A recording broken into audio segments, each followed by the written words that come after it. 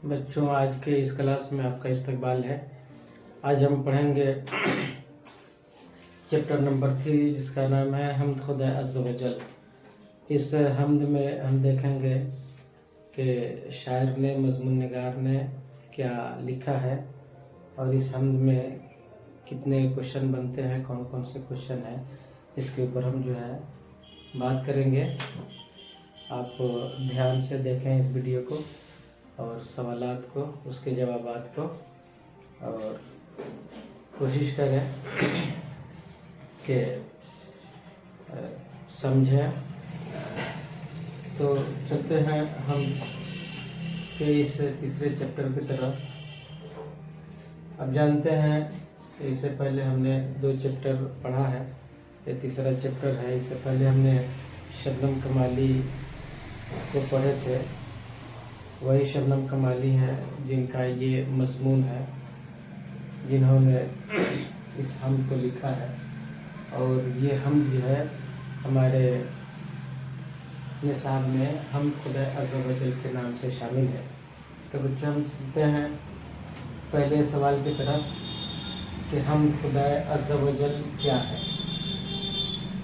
حمد خدا عز و جل جو ہمارے درسی کتاب میں شامل ہے اور اسی مضمون سے شامل ہے کہ حمد خدا عز و جل۔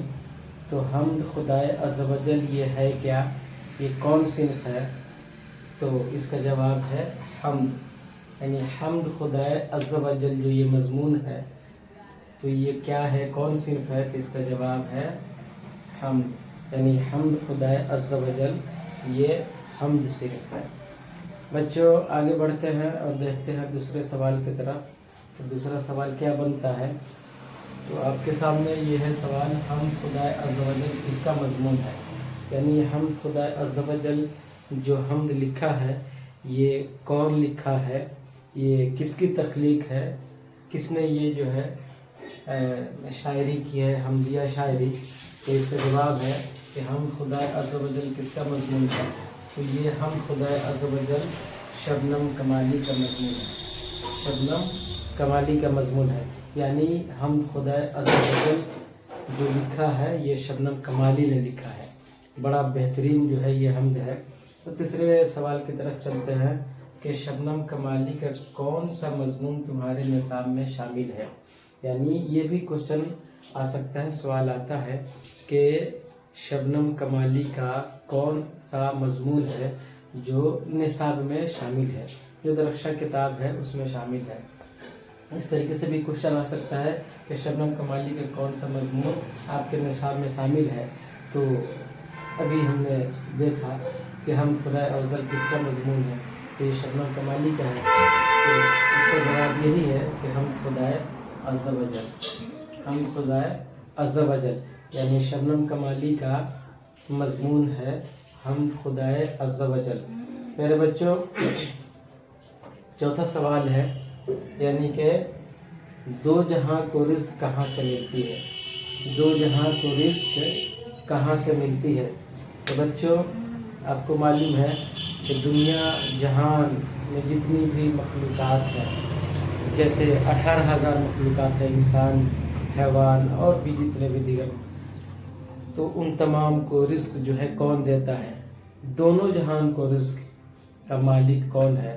تو اس کا جواب ہے خدا، یعنی خدا ایسی ذات ہے جو دنیا کے ہر مخلوق کو دونوں جہان، یہ دونوں جہان بتایا گیا ہے کہ 2 جہاں کو رزق، دونوں جہان، یہ جہان ہے اور جو ایک دوسری دنیا ہے مرنے کے بعد کی دنیا، یا اور بھی جو ہے عالم ہے اور بھی جہان ہے، ان تمام کے اندر جو بھی مخلوق رہتے ہیں، یہاں تک کہ زمین کے اندر تحت الثری تک جتنی بھی مخلوقات ہیں، ان تمام چیزوں کو رزق جو ہے خدا دیتا ہے۔ تو اس چوتھے نمبر سوال کا جواب کہ 2 جہاں کو رزق کہاں سے ملتی ہے، تو 2 جہاں کو رزق جو ہے خدا کے در سے ملتی ہے، یعنی رب تبارک و تعالیٰ ہی ہے کہ دونوں جہاں کو رزق عطا فرماتا ہے۔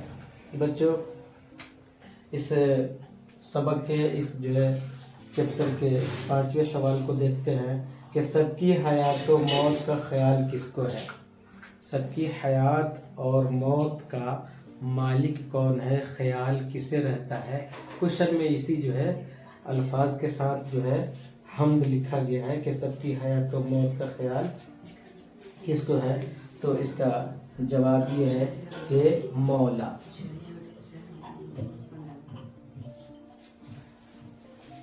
ہمارے حیات اور موت کا خیال لا محالہ میرے رب کو ہے، یعنی جو حیات ہمیں بخشی گئی ہے اور ہمیں رب نے جو زندگی دیا ہے تو یہ کون دیا ہے، یہ ہمارا خدا دیا ہے۔ اسی طریقے سے دنیا کا کوئی ایسا نہیں ہے کہ جو موت کسی کو دے سکتا ہے، یہ حیات دینا موت دینا خدا کے ہاتھ میں ہے۔ تو اس سوال کا جواب کہ سب کی حیات و موت کا خیال کس کو ہے، تو مولا کو ہے۔ اور اب جان جائیے کہ جو چیپٹر میں ہو، جو سبق میں ہو اور جو الفاظ میں جو ہے وہ مضمون ہو، تو اسی مضمون کے الفاظ کے اعتبار سے ہمیں جواب دینا چاہیے۔ چونکہ حمد میں ہے کہ سب کی حیات و موت کا خیال مولا کو ہے، تو اسی انداز میں ہمارا جواب بھی ہونا چاہیے، یعنی کہ مولا۔ تو سب کی حیات و موت کا خیال کس کو ہے، تو مولا کو۔ مولا مانے خدا ہوتا ہے، مالک ہوتا ہے، خالق ہوتا ہے۔ پھر بچوں اب یہ 5واں سوال رہا۔ اب یہ 6ٹھے سوال کو دیکھتے ہیں کہ 6ٹھے سوال میں کیا ہے، کیا پوچھ رہا ہے 6ٹھا سوال کہ بزم کائنات میں کس کی قدرت کا عکس ہے۔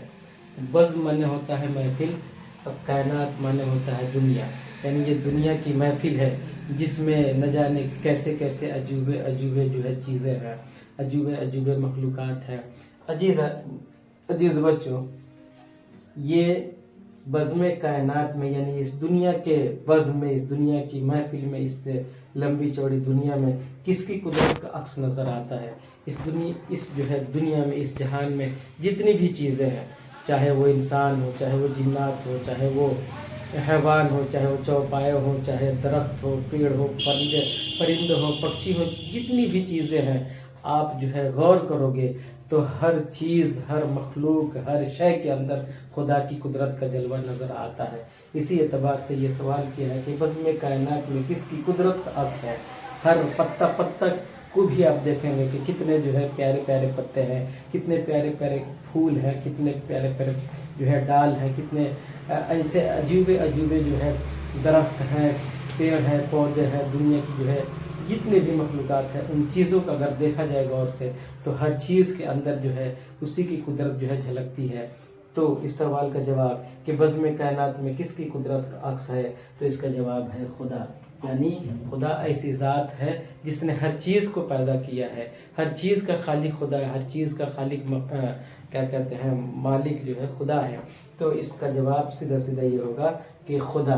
بزم کائنات میں کس کی قدرت کا عکس ہے، تو خدا۔ عکس مینس ہوتا ہے جھلک، عکس مینس ہوتا ہے پرچھائی، تو عکس جو ہے مانا ہوتا ہے جھلک۔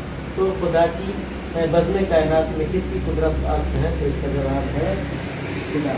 7واں کوشچن ہے کونوں مقام میں کس کے جلوہ نظر آتا ہے۔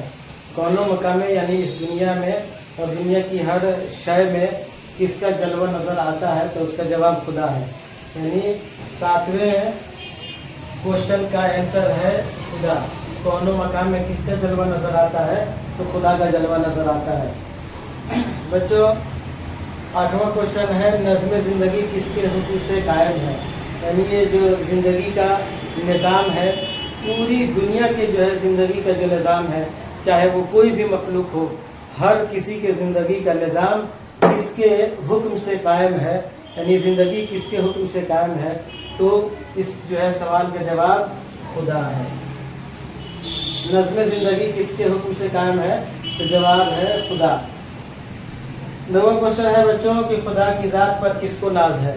یعنی خدا خالق مالک ہے، تو اس جو ہے حمد خدا عز و جل کے چیپٹر میں ایک لفظ آیا ہے کہ خدا کی ذات پر کس کو ناز ہے، تو اس کا جواب جو ہے صاحب عقل و فہم ہے۔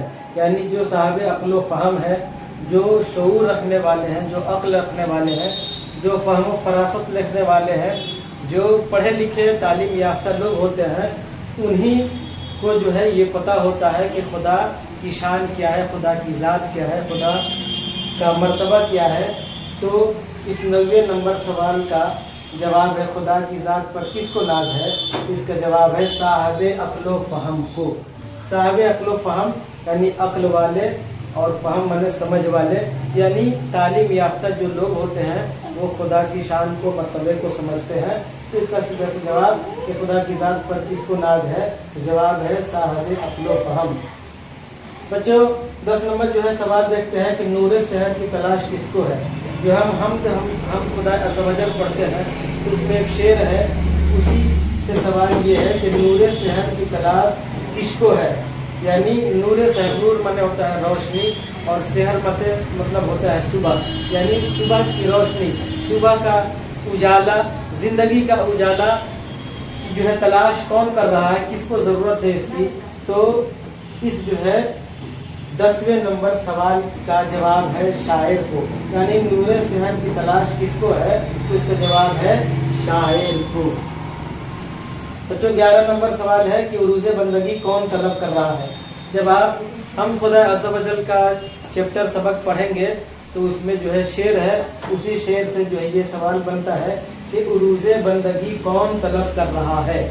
عروج بندگی کون طلب کر رہا ہے؟ عروج مانے ہوتا ہے ترقی، بلندی، اور جو ہے بندگی کا مطلب ہوتا ہے خدا کی عبادت کرنا، یعنی خدا کی عبادت میں ترقی اور خدا کی عبادت کا حوصلہ یہ جو ہے کون طلب کر رہا ہے، تو اس کا جواب ہے شاعر۔ یعنی عروج بندگی کون طلب کر رہا ہے، یعنی بندگی کی توفیق، عبادت کی توفیق کون طلب کر رہا ہے، تو اس کا جواب ہے 11ویں نمبر سوال کا جواب ہے شاعر۔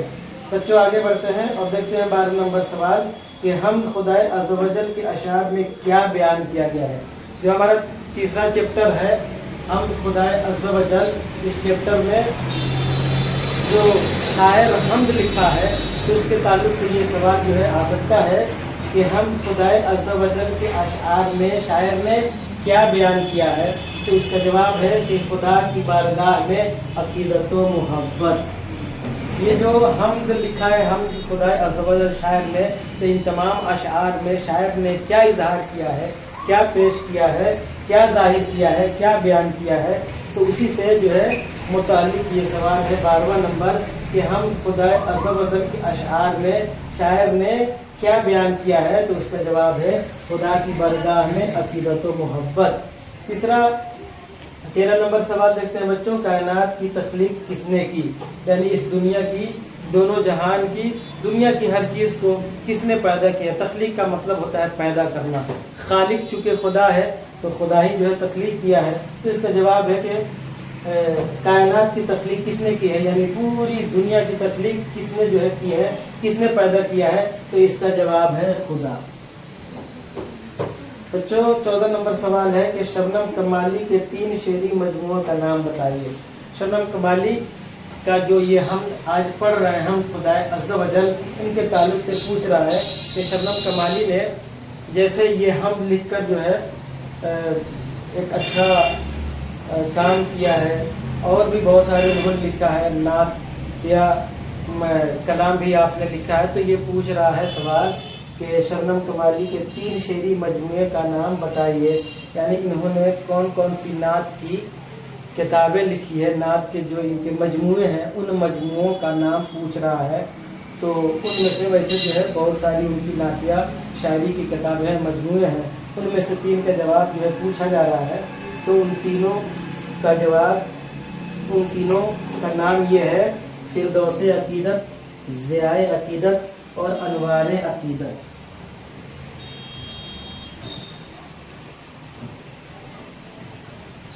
اس جو ہے 14 نمبر کے سوال کا جواب ہے فردوس عقیدت، ضیاء عقیدت، انوار عقیدت، یعنی یہ جو ہے تینوں کتابیں شبنم کمالی نے لکھے ہیں، جس کا نام فردوس عقیدت ہے، ضیاء عقیدت ہے، انوار عقیدت ہے، اور یہ تینوں کتابیں نعتیہ شاعری کا مجموعہ ہے، اس میں نعتیہ کلام شبنم کمالی نے لکھا ہے۔ بچوں یہ ویڈیو مکمل کرتے ہیں اور آپ سے ریکویسٹ کریں گے کہ آپ جو ہے اپنے اس ویڈیو کو دھیان سے پڑھیں، محنت سے پڑھیں، انشاءاللہ کامیابی آپ کو ملے گی، اور پھر انشاءاللہ دوسرے ویڈیو میں دوسرے سبق کے ساتھ ملیں گے. تب تک کے لیے خدا حافظ.